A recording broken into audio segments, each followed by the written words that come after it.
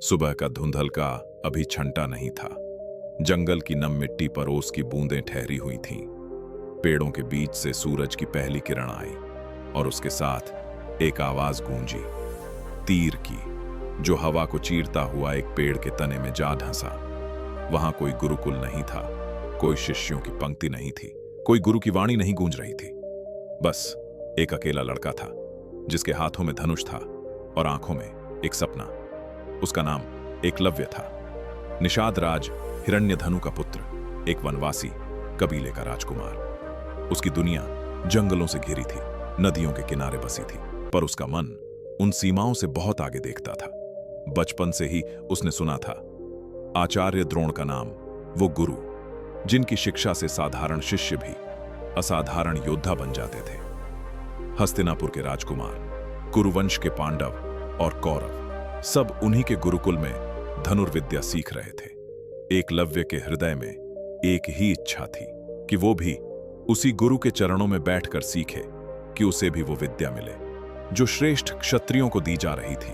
और एक दिन वो निकल पड़ा, जंगल की पगडंडियों से होता हुआ, धूल भरे रास्तों पर चलता हुआ। वो हस्तिनापुर के उस गुरुकुल तक पहुंचा जहां राजकुमारों की तलवारें चमकती थीं और तीरों की आवाजें गूंजती थीं। उसने आचार्य द्रोण के सामने हाथ जोड़े और कहा कि वो उनका शिष्य बनना चाहता है। पर उस युग की अपनी व्यवस्थाएं थीं, अपनी सीमाएं थीं। द्रोणाचार्य कुरुवंश के राजगुरु थे। उनका दायित्व राजकुमारों को शिक्षा देना था। एक वनवासी कबीले के पुत्र को अपना शिष्य स्वीकार करना उस समय की सामाजिक संरचना में संभव नहीं था। द्रोणाचार्य ने एकलव्य को मना कर दिया। यह कोई व्यक्तिगत द्वेष नहीं था, यह उस समय की परंपराओं और राजकीय बंधनों का परिणाम था। पर इससे एकलव्य के हृदय पर जो आघात हुआ वो कम नहीं था। एक पल के लिए सोचिए, एक लड़का जो मीलों चलकर आया है, जिसकी आंखों में सपना है, जिसके हाथों में हुनर की संभावना है, और उसे दरवाजे पर ही लौटा दिया जाता है। यह अस्वीकृति साधारण नहीं थी, यह उस तरह का दर्द था जो किसी को तोड़ भी सकता था और बना भी सकता था। बहुत से लोग यहीं रुक जाते, शिकायत करते, भाग्य को कोसते। पर एकलव्य ने कुछ और किया, कुछ ऐसा जो इतिहास में अमर हो गया। वो वापस अपने जंगल में लौट आया, पर खाली हाथ नहीं, खाली मन नहीं। उसने द्रोणाचार्य को गुरु मान लिया था, हृदय से, आत्मा से। शरीर से भले ही उसे गुरुकुल में जगह नहीं मिली, पर मन में उसने गुरु को स्थापित कर लिया था। उसने जंगल में एक स्थान चुना, शांत, एकांत, पेड़ों से घिरा हुआ, और वहां उसने मिट्टी से आचार्य द्रोण की एक मूर्ति बनाई। वो मूर्ति उसका गुरुकुल बन गई। वो मूर्ति उसकी प्रेरणा बन गई।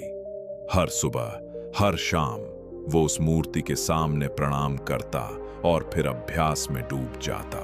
कोई सिखाने वाला नहीं था, कोई सुधारने वाला नहीं था, कोई पीठ थपथपाने वाला नहीं था। जंगल की खामोशी में बस तीरों की आवाज थी और उसकी अपनी सांसों की लय। जब राजकुमार गुरुकुल में व्यवस्थित शिक्षा पा रहे थे, एकलव्य अकेले अभ्यास कर रहा था।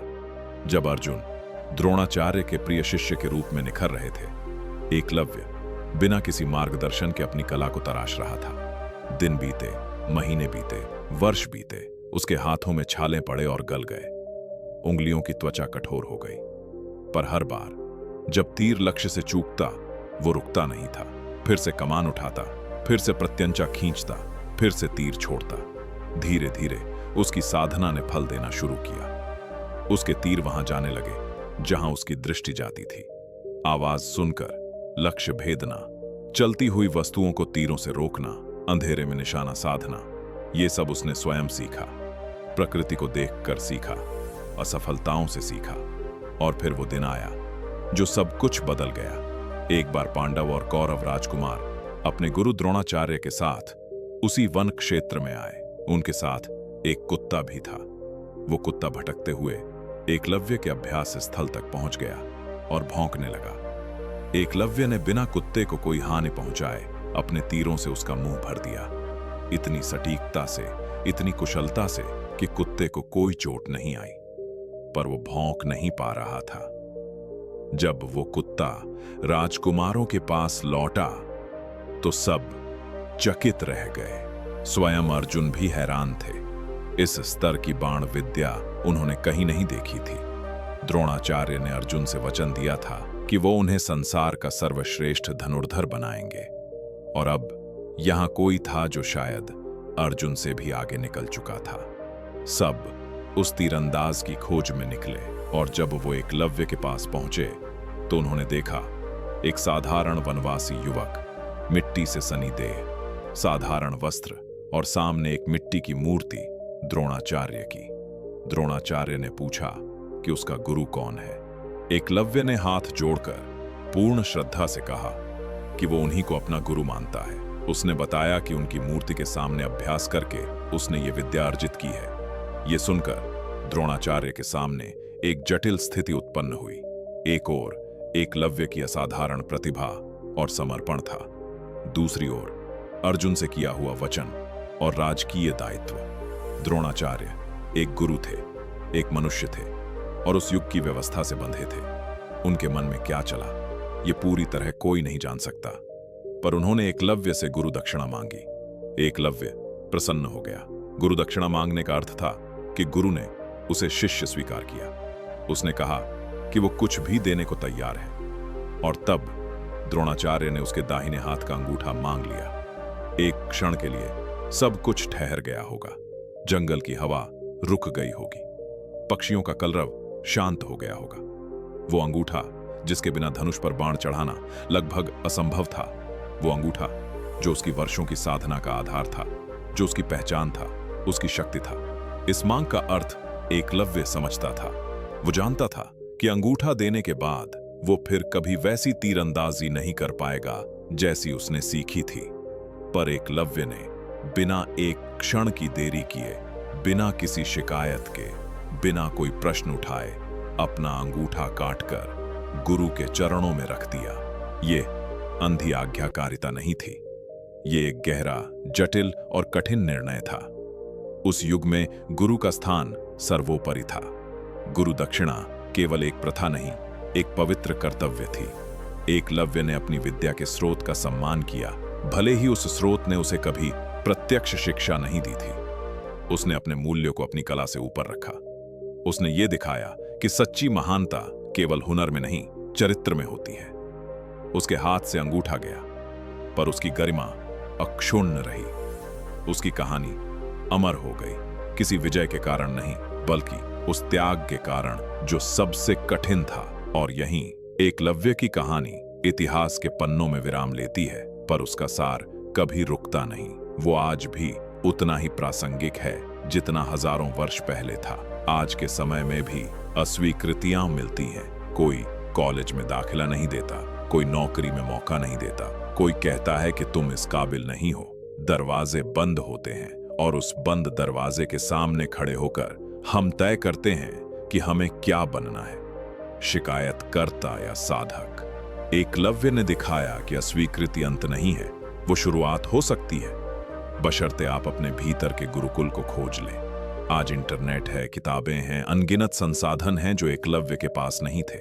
फिर भी उसने सीखा, प्रकृति से, अभ्यास से, असफलताओं से। तो क्या हम नहीं सीख सकते? गुरु का होना अमूल्य है, पर गुरु का न मिलना अंत नहीं है।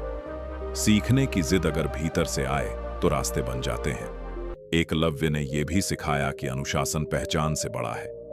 कोई उसे देख नहीं रहा था, कोई उसकी प्रशंसा नहीं कर रहा था, कोई प्रमाण पत्र नहीं दे रहा था। फिर भी वो रोज अभ्यास करता रहा। आज की दुनिया में हम अक्सर तभी मेहनत करते हैं जब कोई देख रहा हो, जब लाइक्स मिल रहे हों, जब तालियां बज रही हों।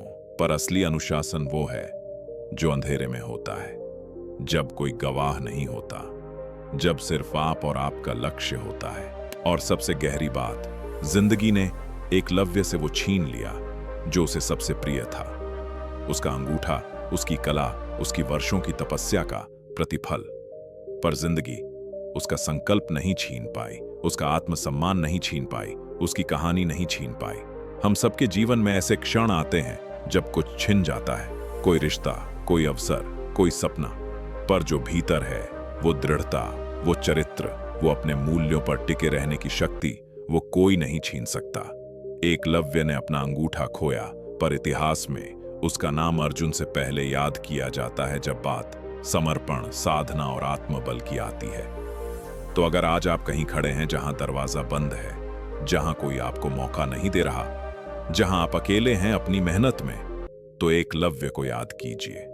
एक मिट्टी की मूर्ति, एक जंगल और एक अटूट संकल्प, इतना काफी था एक ऐसी कहानी रचने के लिए जो हजारों साल बाद भी लोगों को प्रेरित करती है।